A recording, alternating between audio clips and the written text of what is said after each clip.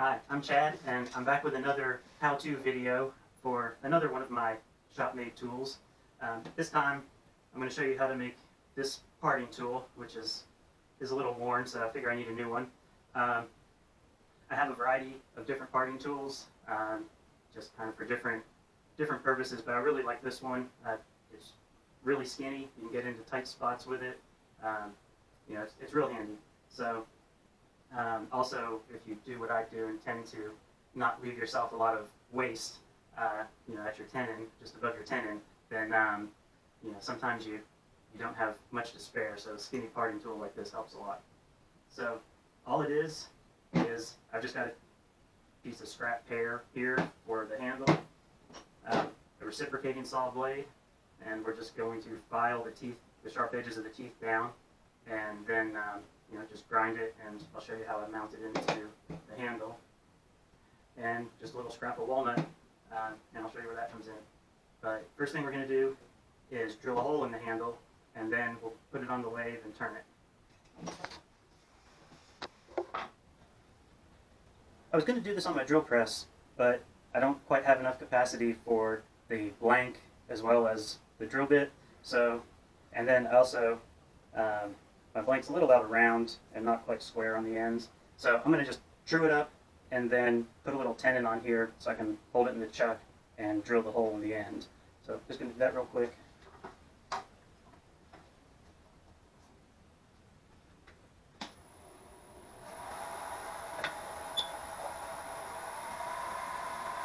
You may be starting with a square blank or whatever, but same basic process.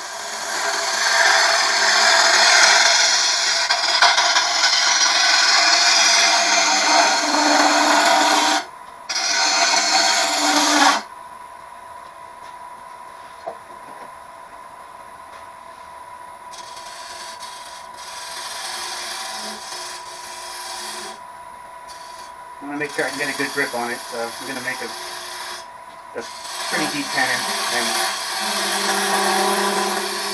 we'll come back between centers to finish it, so I won't end up wasting anything.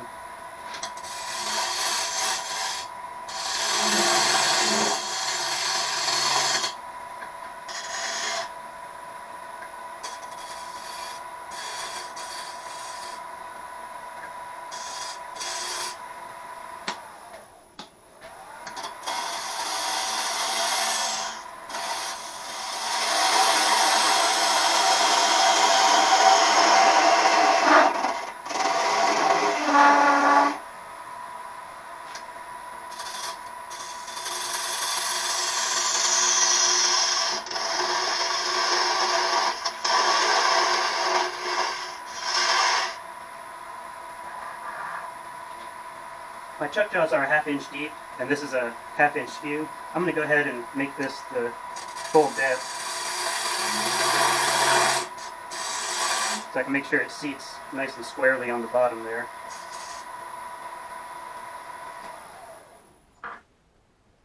Just a little too deep.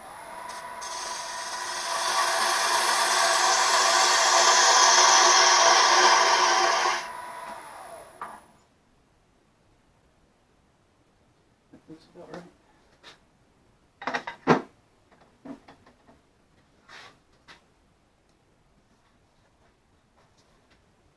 I'll turn away the rest of the shape in a minute, but I'm going to drill it first.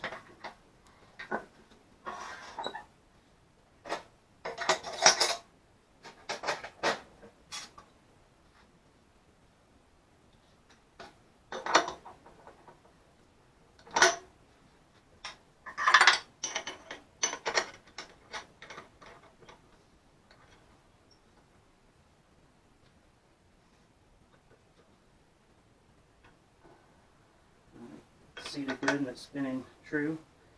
Make sure it's in there tight. So the saw blade I'm going to use is 3/4 of an inch. So I'm just going to use a 3/4 inch spade bit, and I'll probably want maybe 1.5 inches deep. Yeah, so probably right up to the shoulder of the bit, maybe a little further.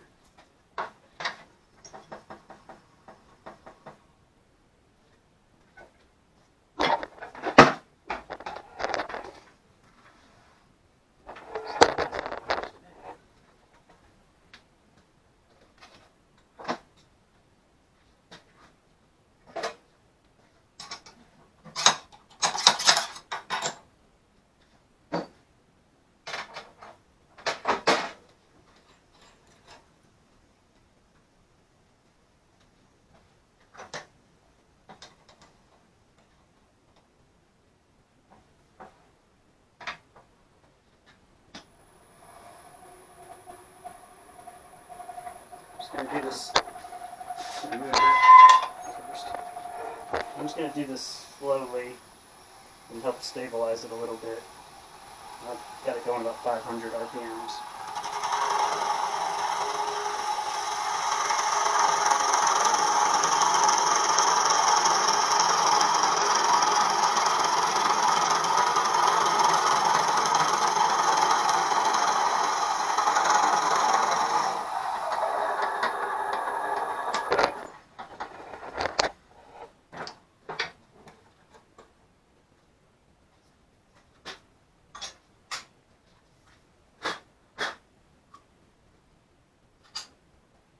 Make sure that'll go down in there. Looks deep enough.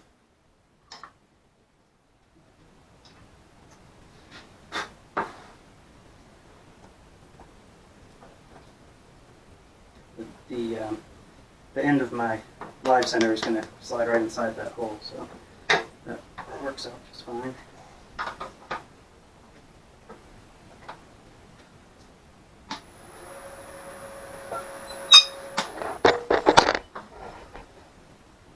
Actually, the way that slides in there, it looks like I want to bring the end of the handle here to about the thickness of the live center there, so that will give me a good marker to go by for the thickness of that end of the handle.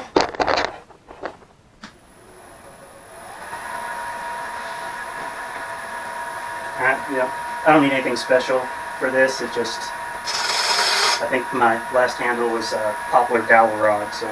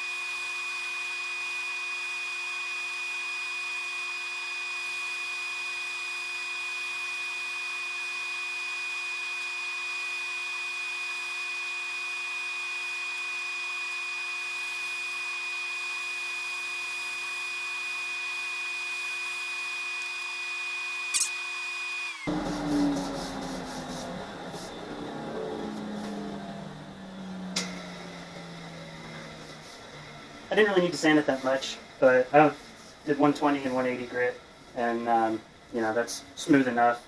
You can finish the handle with whatever you prefer. I'll probably use shellac, something like that. I don't use shellac for very many things, but it's easy, and you know, this is, you know, a tool that it's not going to spend a ton of time in my hands, so.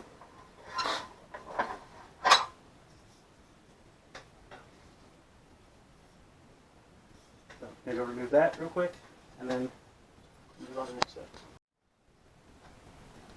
Got my handle turned, cleaned up the end there, and now I'm going to turn a just from a scrap of walnut, a 3/4 inch dowel to go in the 3/4 inch hole. I just don't have any 3/4 inch dowels handy.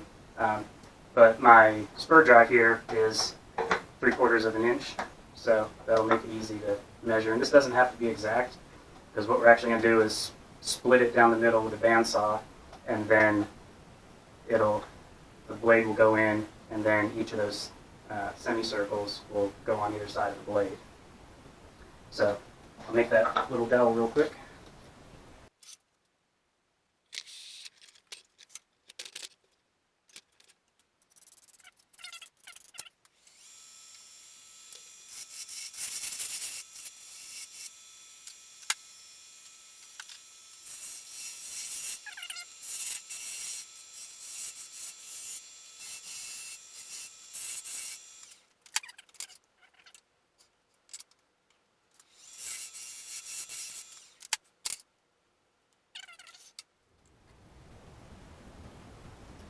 All I'm going to do here is cut the length of this narrower part while I hold on to it back here, keep my fingers clear of the blade, and then I'm just going to pull it back out, and then we'll cut it off and have the two pieces.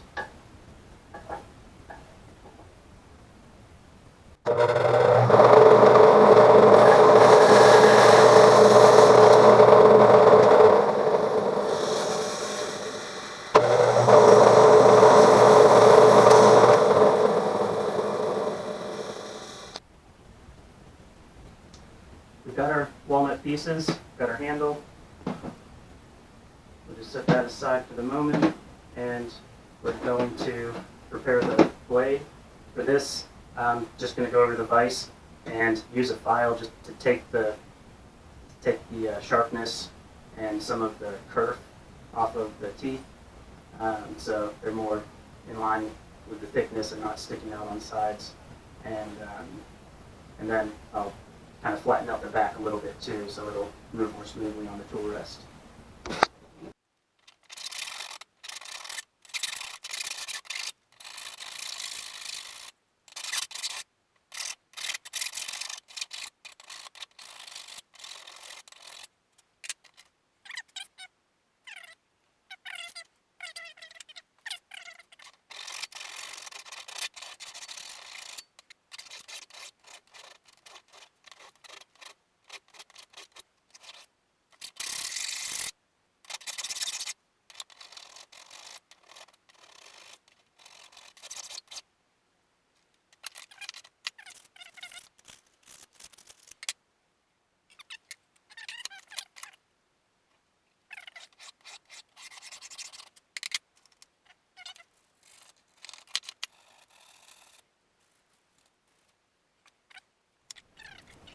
Right, we've got our blade prepped, our handle pieces are ready. One final thing I'm going to do is just kind of scuff the paint to the metal to give the epoxy something to grab onto.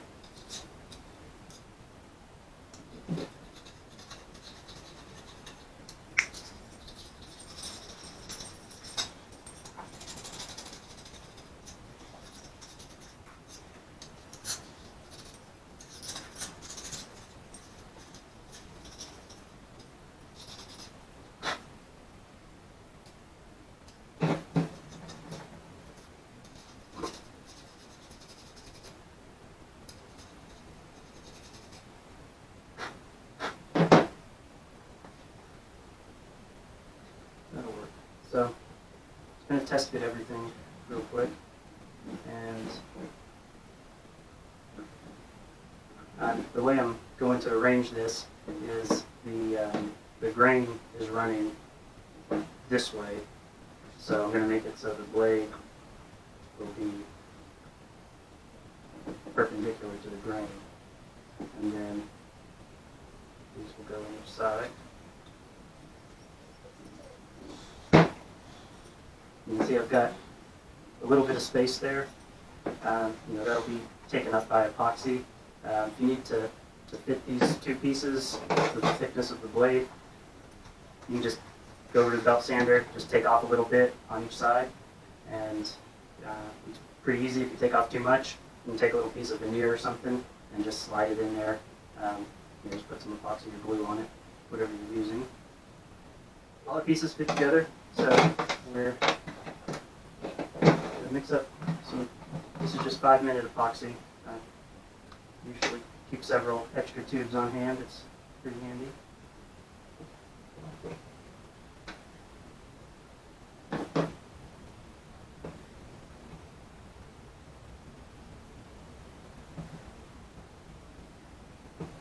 Mixed up real good.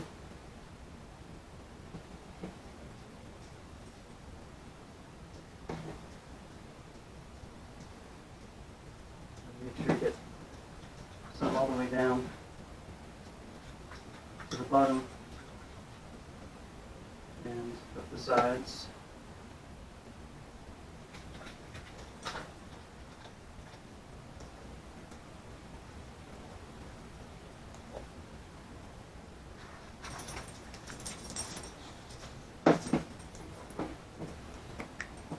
Then we'll coat each side of the blade.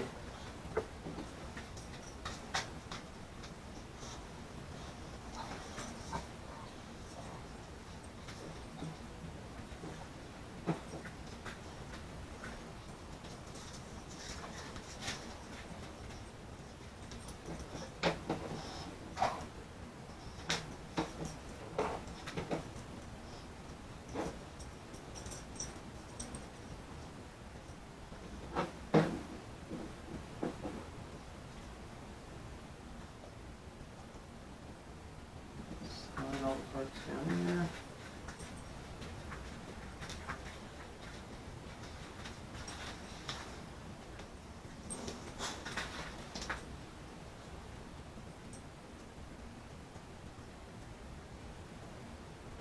That looks good. We'll just let that dry or cure for about 10 minutes. 5-minute epoxy seems to take about 10 minutes. So our epoxy is cured mostly now, so that's good enough for the next step. The one thing you want to do when you're setting this up, which, you know, if everything has gone smoothly, it should work out right, but you want to make sure your blade is in line with your handle when you're gluing it up. I should have mentioned that. And then I also took a little sandpaper to smooth out the back of the spine. So what we're going to do now is go over to the grinder, put an edge on it, and then we'll spray it with some shellac and test it out.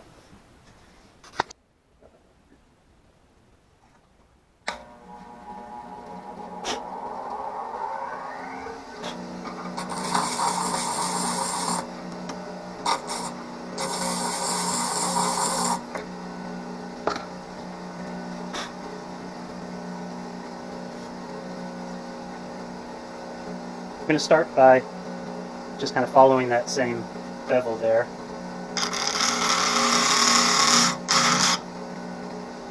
Just remove the paint and then flip it over, and when I'm using the tool, it's going to actually be, you know, teeth side up. So we'll put the downward slanting bevel, then flip it around and put the edge on it.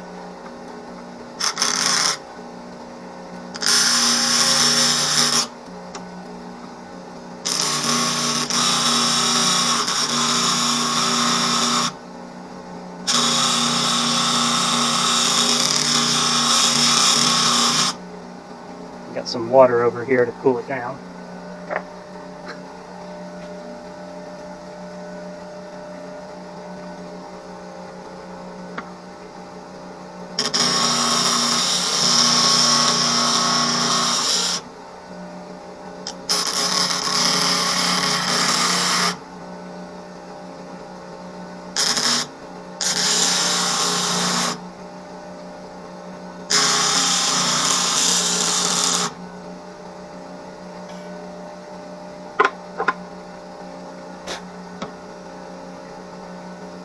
I'm just about there.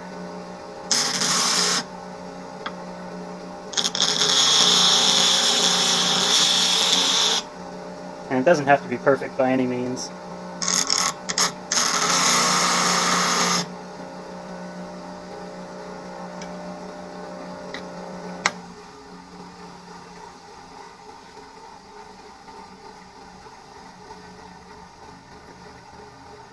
So that's that's all there is to it. That paint will wear off as it's used. But let's clean up the handle a little bit, get some marks on it there, and then put some shellac on it.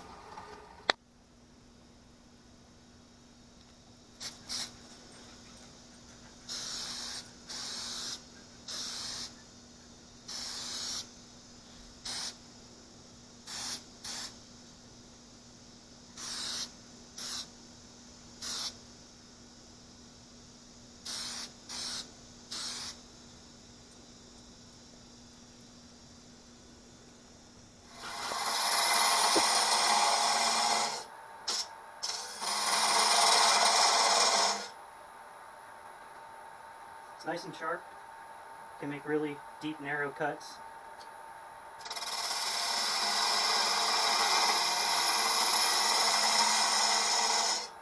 There's definitely some friction and heat buildup, but you're going to get that with any parting tool. Like I mentioned earlier, you could put a ferrule around there if you wanted to. That would probably be the best thing to do. I'm going to see if I have something. I might just put some wire, wrap it a couple loops around there, and then you know, epoxy it down. Just something to kind of keep the wood from splintering if it should crack. But I'm not really worried about it cracking. It's, you know, it's not a bowl gouge or anything, so it's not going to have tons of force applied to it. Thanks for watching. I hope this video was helpful. I'm doing a series of these videos where I'm showing you how or why I'm making some of the various things you may see me use in my videos. Be sure to check out my other videos, and you can find me on Instagram and Facebook at Chad Eames Woodworks, and my Etsy shop at chadeameswoodworks.etsy.com, and I'll put those links in the description for you. But I hope you'll check out my other videos, and I'll see you next time. Thanks for watching.